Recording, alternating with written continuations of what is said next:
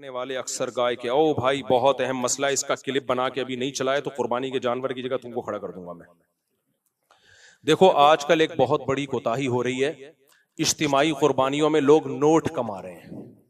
इज्तिमाई कुर्बानी में आप नोट नहीं कमा सकते, ये बिजनेस का जायज तरीका नहीं है। जो जायज तरीका है बिजनेस का वो भी मैं आपको बता दूं, अगर नोट कमाने हैं तो कैसे करो। फिर हो ये रहा है मस्जिद वाले, मदरसे वाले या कोई इंडिविजुअली या कोई इदारा क्या करता है, वो कहता है भाई हमारे यहाँ इज्तिमाई कुर्बानी हो रही है, सब लोग हिस्सा लें। एक हिस्सा फॉर एग्जाम्पल 15,000 रुपए का है।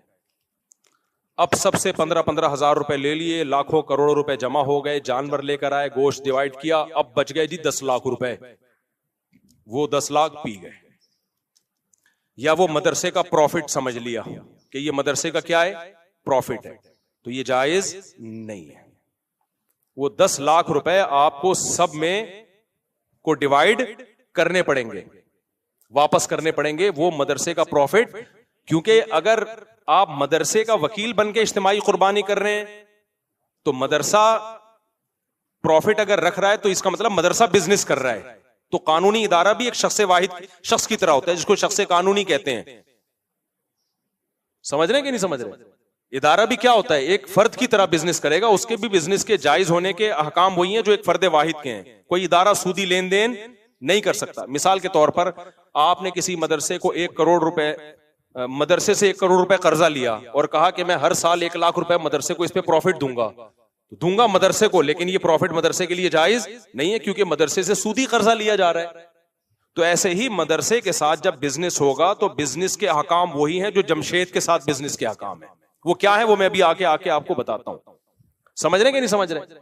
तो अब करना यह है कि जब किसी मदरसे या मस्जिद की तरफ से इज्तिमाई कुर्बानी हो रही है तो आपने ये करना है कि भाई जितने एक हिस्सा हम इतने का लेकर आएंगे, जो पैसे बच जाएंगे हम आपको वापस करने के पाबंद हैं, और अगर आप इजाजत दें तो हम मदरसे के डब्बे में डाल दें।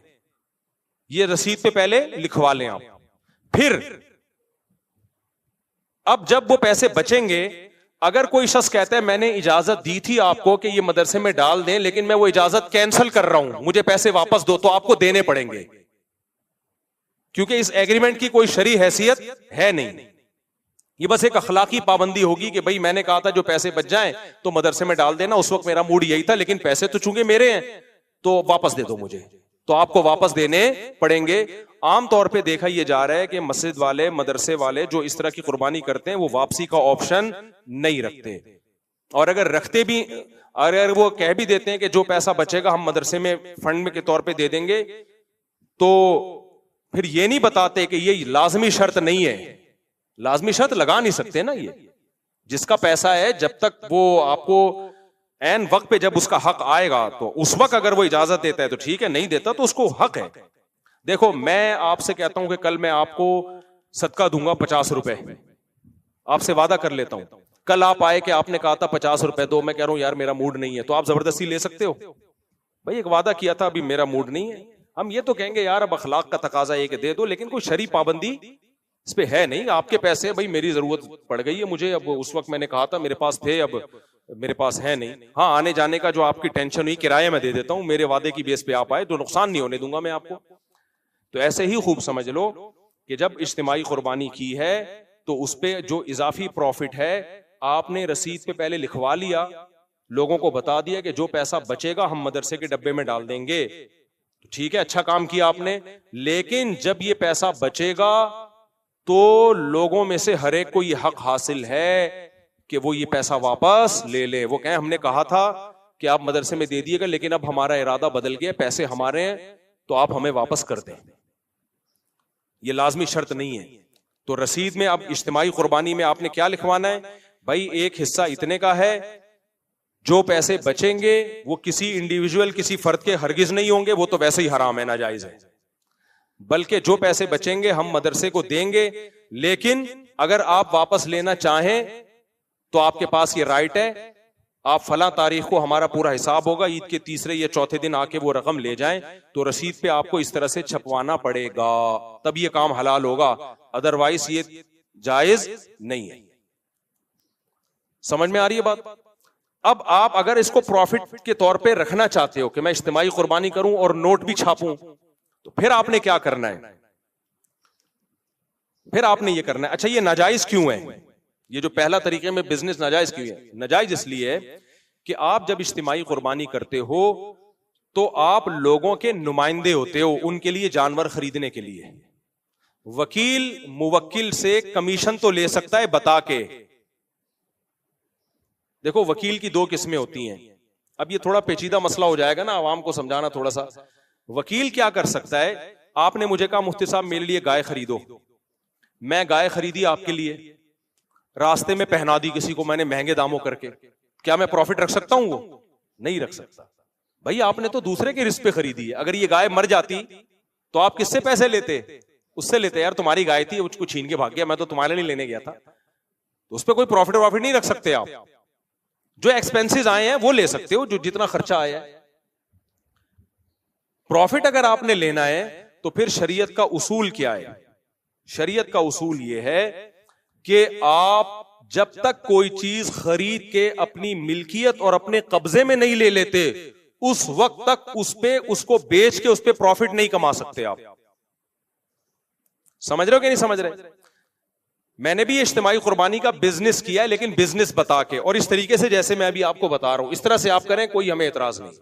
आप क्या कहेंगे, भाई ये मदरसा बिजनेस कर रहा है, ये मस्जिद का बिजनेस है, ये गफ्फार भाई का जाती बिजनेस है। वो बिजनेस मस्जिद का भी हो सकता है, मस्जिद के लिए यानी मदरसे के लिए भी हो सकता है, और कोई इंडिविजुअल कोई फर्द भी बिजनेस कर सकता है। उसका तरीका ये होगा कि आपने ये नहीं कहना कि हमारे यहाँ इज्तिमाई कुर्बानी हो रही है, इतने का हिस्सा पड़ रहा है। आपने जानवर खरीदना है, फेसबुक पे उसकी तस्वीर डालनी है, यूट्यूब पे तस्वीर डालनी है, भाई ये जानवर है, एक हिस्सा हम 15,000 का फॉर एग्जाम्पल बेच रहे हैं, इस जानवर का मालिक कौन है?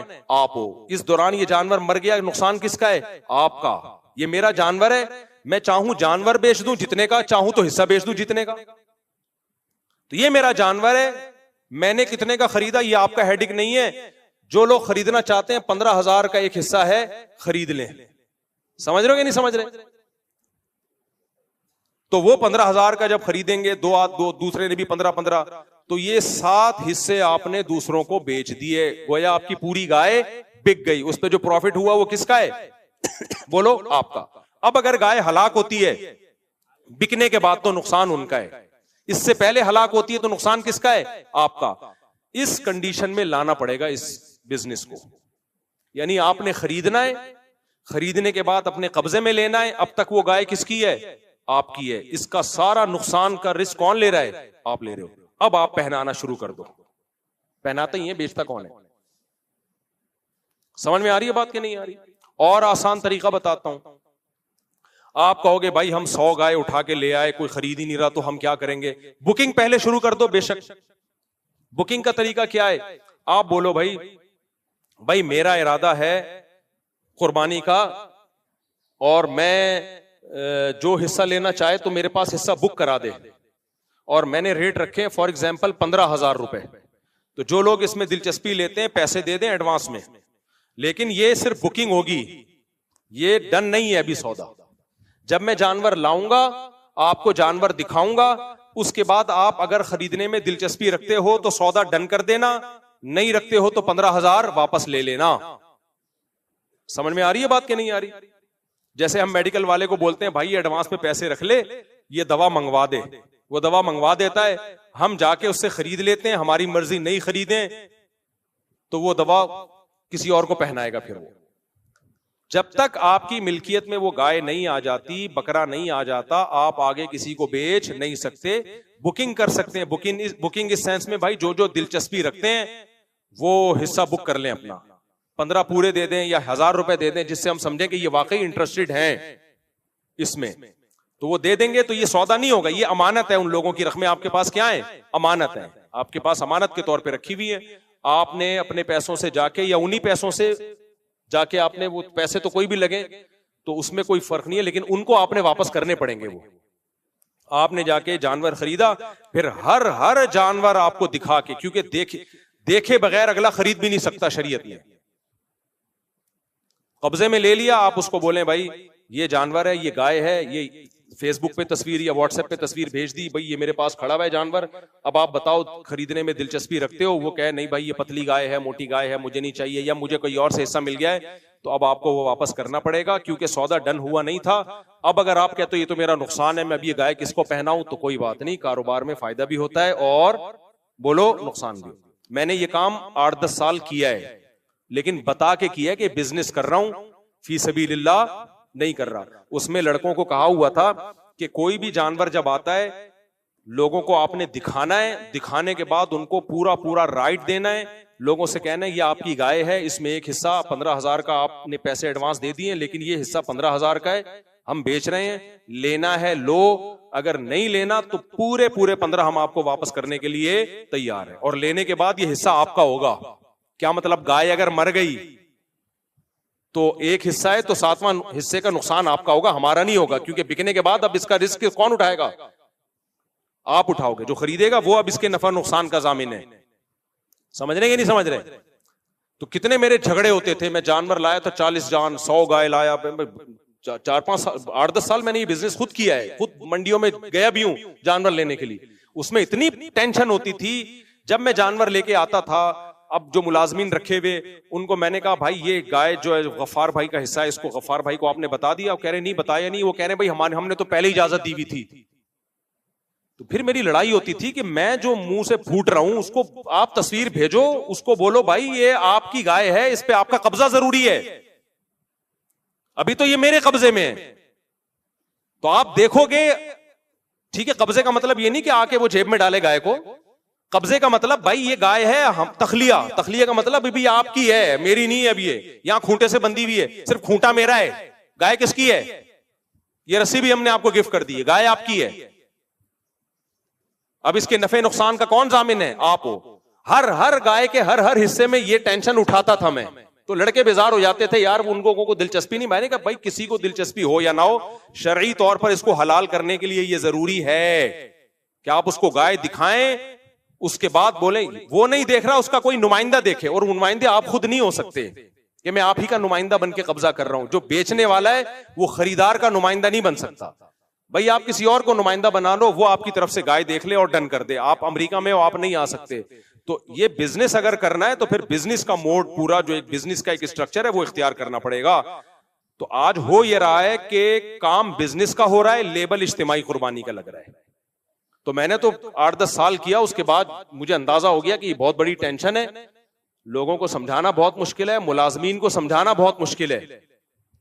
अब बाज हमारे लड़के ऐसी बारीक बारीक गाय उठा के ले आए, तो मैंने कहा जिसका बताओ अब लोगों को ये आपकी गाय है, ये 7 आदमी जिनके इसमें हिस्सा है उनको दिखाओ। वो कह रहे हैं वो दिखाएंगे तो वो लेंगे नहीं। मैंने कहा ये तो हराम है हमारे लिए, उनको दिखाओ भाई, आप ये पतली गाय है, मोटी गाय है, जो भी है, 15,000 का एक हिस्सा दे रहे हैं, आपको हड्डियों का सूप मिलेगा, कबूल है या नहीं कबूल है?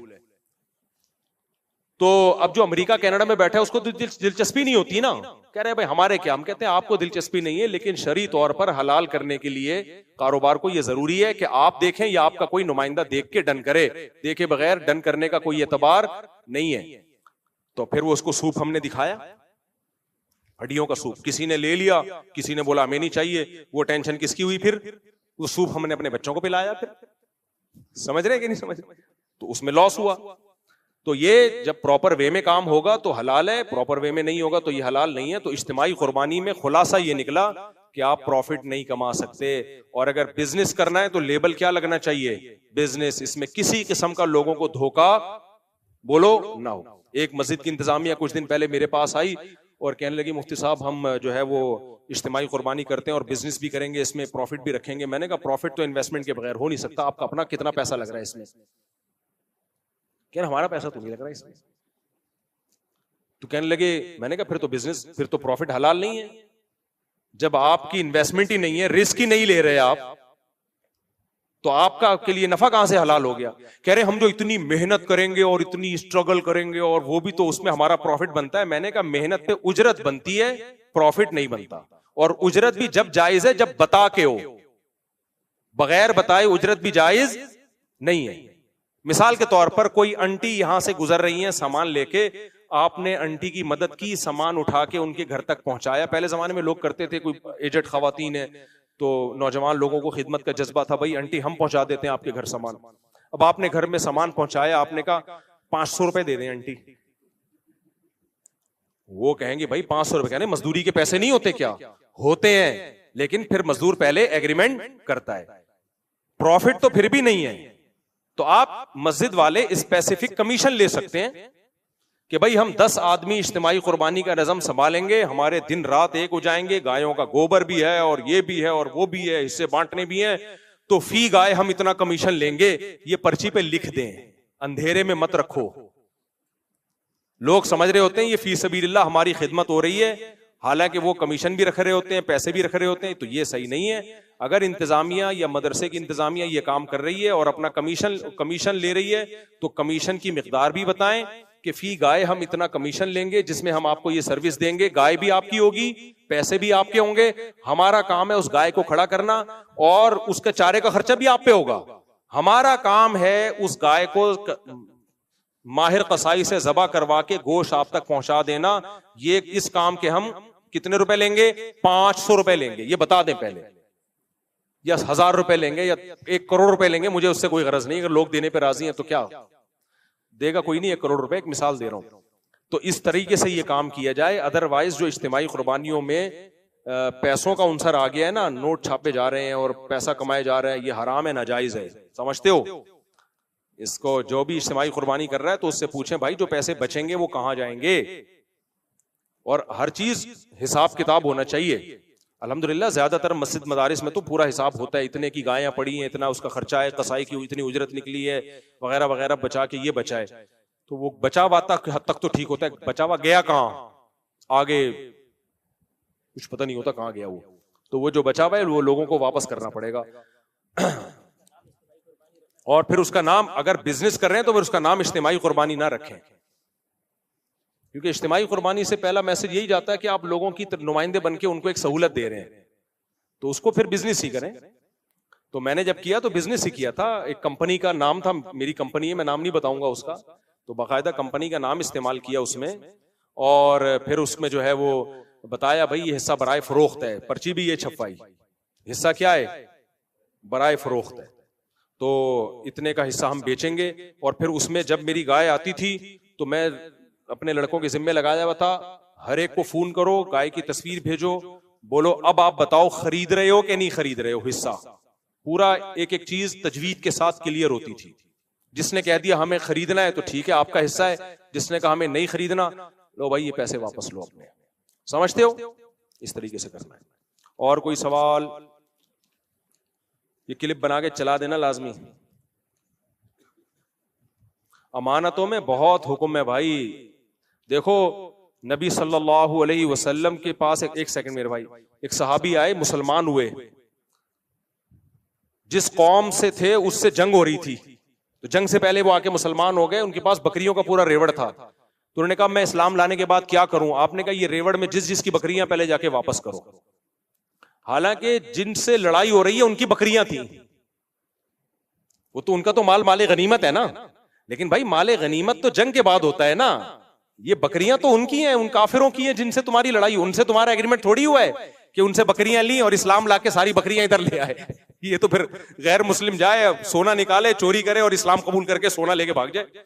तो नबी ने जो दुश्मन थे, लड़ रहे थे, उनके बारे में उन साहबी को कहा कि तुम मुसलमान तो हो गए हो, लेकिन जिस जिसकी बकरी है उसके हवाले करो, उसके बाद हमारे साथ मैदान जंग में शामिल हो, फिर इसी कौम के खिलाफ लड़ो जिनकी बकरियां थी। इतनी माली मामलात में इस्लाम ने हमको फेयर रहने का हुक्म दिया है, और आज पता ही नहीं चलता कितना पैसा आ रहा है, कहां जा रहा है। ऐसे भी बाज मोहतमिम, ज्यादातर सही होते हैं अल्हम्दुलिल्लाह, लेकिन मदारिस के बाज मोहतमिम मैंने देखे हैं, बाज लोग वो क्या कर रहे हैं, मदरसे के लिए गाय लेने गए, अपनी नीयत से खरीदी, और जैसे गाय खरीदी 50,000 की, एक मिसाल दे रहा हूं, और मदरसे को 55,000 की बेच दी। अबे ये क्या हो रहा है? आप जब मदरसे के वकील बन के जा रहे हो तो आप अपने लिए खरीद ही नहीं सकते भाई। आप जब खरीद रहे हो अपने लिए तो वो मदरसे के लिए हो, फिर वही आप मदरसे को बेच रहे हो, यानी अपने आप को बेच रहे हो। ये ड्रामे भी होते हैं बास जगह, नहीं आई समझ में बात। मैं इसकी एक मिसाल देता हूं। गफ्फार भाई ने आपको 1 लाख रुपए दिए और बोला जा मेरे लिए गाय लेकर आ। आपने 1 लाख की गाय खरीदी, गफ्फार भाई के लिए, और फिर दिल में ये नीयत की कि गफ्फार भाई तो यहां है नहीं, मैं गफ्फार भाई का नुमाइंदा भी हूं और मैं खुद सत्तार हूं, तो मैं सत्तार बन के गफ्फार को ये 1 लाख की गाय 1,10,000 में बेचता हूं। ये जायज है क्या? नहीं जायज। समझ में आ रही है बात? दोबारा से जमशेद ने भेजा आपको, जा भाई तू जा, मैं तेरे सारे खर्चे उठाता हूं, सब मंडी आने जाने का खर्चा मेरे जिम्मे, भले तू खर्च कर लेकिन जिम्मे किसके है? मेरे। वहां चाय भी पीना, खाना भी खाना, ये सारे एक्सपेंसेस मेरे जिम्मे, भले अपने पैसों से खा लेकिन जिम्मा किसका है? मेरा है। और तू मेरे लिए गाय खरीदी। आप गए, आपका नाम है वसीम, आपने वहां जाके 1 लाख की गाय खरीदी, खर्चा सारा किसका हो रहा है? जिम्मेदारी कौन उठा रहा है? जमशेद। फिर आपने कहा कि यार ये खरीदी तो है, सारा खर्चा तो जमशेद के जिम्मे, अगर ये गाय मर जाती तो नुकसान भी जमशेद का होता, और मैं गया भी जमशेद की तरफ से, सारी दुनिया को पता है मैं जमशेद के लिए गाय खरीद रहा हूं, लेकिन मैं हूं तो जमशेद नहीं ना, मैं हूं वसीम। तो ये गाय जो मैंने 1 लाख की खरीदी है, तो मैंने वसीम जो मैं सच्ची मुच्ची कहूं वो बन के मैंने जमशेद को 1,10,000 में बेची। और फिर आपने जाके जमशेद से कहा कि ये गाय 1,10,000 की है। जमशेद कह रहा है कैसे 1,10,000 की है? बोलो छोड़ो, मैंने जिससे खरीदी है वो उसने 1,10,000 की बेची है, और मैंने खरीदी किससे है? अपने आप से खरीदी है। तो बाज मदरसों में ये भी मैंने देखा है, बाज में, सब ज्यादातर मदरसे ठीक ही होते हैं अल्हम्दुलिल्लाह, कि वो मोहतमीम कमबख्त क्या कर रहा है, पहले 50 गाय खरीदता है अपने लिए, फिर वो गाय प्रॉफिट रख के बेचता है किसको? मदरसे को। हालांकि वो जो अपने लिए खरीद रहा होता है तो उसका रिस्क सारा मदरसे के जिम्मे होता है, उसका आने जाने का खर्चा और वो सब कुछ एक्सपेंसेस किसके जिम्मे होते हैं? मदरसे के जिम्मे होते हैं। तो ये जायज नहीं है कि आप एक ही तरफ से वकील भी बन रहे हो और मुवक्किल भी बन रहे हो, ये नहीं होता। इस जमाने में कोई माली मामलात में ठीक हो जाए ना, बस वो जन्नत में जाएगा। मजाक नहीं, बहुत गड़बड़े हैं पैसों में। ट्रस्ट लोग क्या करते हैं, आपने ट्रस्ट बना लिया बेहतरीन किस्म का, गरीबों को राशन बांटूंगा, और अपनी राशन की दुकान भी खोल ली फौरन। अब आप थर में 1 करोड़ का राशन बांट रहे हो, वो सारा 1 करोड़ का राशन कहां से जा रहा है? बोलो, आपकी दुकान से जा रहा है। एक साहब ने ऐसा किया, मैंने कहा मेरे भाई ये 1 करोड़ का राशन आप ही की दुकान से जा रहा है, ये तो आपका बिजनेस चमक रहा है। तो कहते हैं इसमें गरीब का नुकसान क्या है? मैं सस्ता दे रहा हूं। बात माकूल है भाई, अगर आप सस्ता दे रहे हैं तो आपसे लें, बेशक फिर आपका फायदा हो जाए तो कोई गलत बात नहीं है। मैंने कहा आप कहां से ले रहे हो? जितना सस्ता आप ट्रस्ट को बेच रहे हो उससे ज्यादा सस्ता आप कहीं से उठा रहे हो, तो आप अपने ट्रस्ट का माल डायरेक्ट वहां से क्यों नहीं उठा लेते? नहीं आई मेरा ख्याल है भाई, आप अपने ट्रस्ट का माल डायरेक्ट वहां से उठाओ जहां से आप अपने जनरल स्टोर का माल उठा रहे हो, अपने गोदाम का माल उठा रहे हो। फिर आपके लिए हलाल है। ये पूरी दुनिया में इतना सस्ता कहीं अवेलेबल ही नहीं है, आपकी दुकान में सबसे सस्ता, फिर आप उठा लो भाई, कोई बात नहीं, गरीब को भी फायदा है सस्ते में, ट्रस्ट को भी फायदा है, आपको भी फायदा है। लेकिन हो ऐसा नहीं रहा होता, होलसेलर कोई और है। तो आप इतना माल जब करोड़ों का उठा रहे हो तो उस होलसेलर से उठाओ ना जो सबसे कम रेट लगाए। तो सबसे कम तो वो लगा रहे जिससे आप ले रहे हो। कहते हैं उस तक हमारी रसाई नहीं है, तो तुमने माल वहां से कैसे उठा लिया अगर तुम्हारी रसाई नहीं है उस तक? ये 2 नंबरियां ट्रस्टों में हो रही हैं। नहीं आई मेरा ख्याल है बात? बिल्कुल ऐसे जैसे स्कूल का यूनिफॉर्म खरीदो तो कहां से मिलेगा? स्कूल से ही मिलेगा। ऐसा यूनिफॉर्म है, आज तक कोई टेलर मार्केट में ऐसा पैदा हुआ ही नहीं है, कोई यूनिफॉर्म किसी का बाप भी बना सके। ये सब गलत तरीके हैं पैसा कमाने के, ये धंधे चल रहे हैं। अल्लाह बचाए यार, इंसान का बच्चा बनना, खुदा की कसम हमारे हजरत फरमाते थे सब कुछ मिलेगा मार्केट में, इंसान नहीं मिलेगा। इंसान का मिलना बहुत मुश्किल है। और ये हजरत ने पता है कब कहा था? जब हजरत चाहते थे अपना नाइब किसी को बनाऊं। मेरे शेख मुफ्ती रशीद अहमद साहब पे बहुत उन पे इश्कालात हो सकते हैं, उनकी राय से इख्तलाफ हो सकते, उनके तकवे पर आज तक किसी ने उंगली नहीं उठी। बहुत परहेजगार थे, बहुत परहेजगार थे। जिन्होंने उनके साथ वक्त गुजारा उनको पता है कैसे अल्लाह वाले थे। वो कहते थे मैं किसको अपना नाइब बनाऊं कि मेरे बाद मेरी गद्दी वो संभाले। 8-10 साल उन्होंने कोशिश की। फरमाया ऐसा ऐसा मैंने आजमाया ना, लेकिन इंसान नजर नहीं आता। जो उनका एक मैयार था, फिर बनाया हजरत मुफ्ती अब्दुल रहीम साहब को। मुफ्ती अब्दुल रहीम जो मेरे शेख हैं, तभी मैं कहता हूं मुफ्ती अब्दुल रहीम साहब पे जब एतराजात किया करो ना, तो जो दूर है वो तो एतराज करेगा उनके ऊपर। कोई बूट पॉलिशिया कहेगा, कोई सरकारी मुल्ला कहेगा, कोई क्या कहेगा, कोई क्या कहेगा।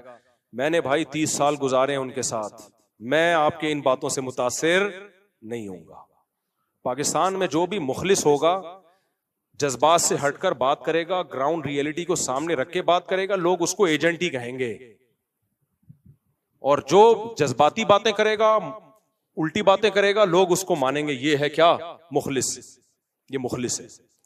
और फिर जुल्म ये कि लोगों ने मुफ्ती तकी साहब और मुफ्ती अब्दुल रहीम साहब को दो अलग अलग पार्टियां बना के पेश किया है, ये भी जुल्म है। हजरत मुफ्ती तकी साहब से आज भी हजरत मुफ्ती अब्दुल रहीम साहब की मुलाकातें होती हैं। किसी की राय का इख्तलाफ किसी चीज में अगर हो जाए तो ये थोड़ी के दो अलग ट्रैक हैं। लोग तस्वीरें बना रहे होते हैं, बताओ तुम इनका साथ दोगे, इनका साथ। भाई दोनों हमारे बुजुर्ग हैं, दोनों हमारे बड़े हैं। किसी चीज में अगर राय का इख्तलाफ हो जाए कि हम ये समझते हैं कि एक अलग विफाक होना चाहिए, वो समझते हैं नहीं होना चाहिए, तो ये इख्तलाफात तो हमेशा से रहे उम्मत में। पाकिस्तान बनने में नहीं उलमाए देवबंद का इख्तलाफ था।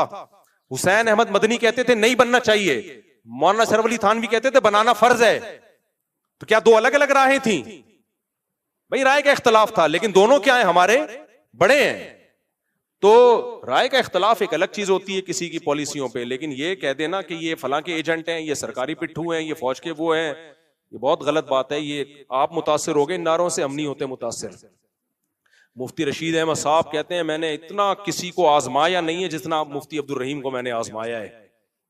चेक किया है कि इनमें दुनिया की मोहब्बत, शोहरत की मोहब्बत तो नहीं है। उस आजमाने के बाद सिर्फ खिलाफत नहीं दी, नियाबत दी है कि मेरे बाद मेरी गद्दी कौन संभालेगा। और मुफ्ती अब्दुल रहीम साहब ना मुफ्ती रशीद अहमद साहब के बेटे हैं, ना पोते हैं, ना दामाद हैं, कुछ भी नहीं है।